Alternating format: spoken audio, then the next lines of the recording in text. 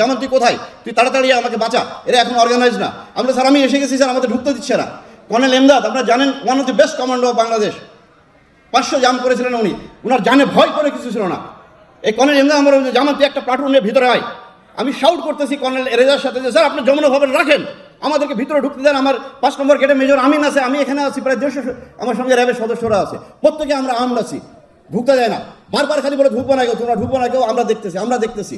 এর ভিতরে আপনার আমার কোর্স মেজর হাসান ফোন করলো, দোস্ত তুই আয়, এরা আমাদেরকে মেরে ফেলবে। আমরা যে আমি ঢুকতেছি, আমি একটু আগে যাই, গুলি আসে, আমি আবার ডানে যাই, বামে যাই, আমার সামনে দেখলাম ছোট্ট বাচ্চা মারা গেল।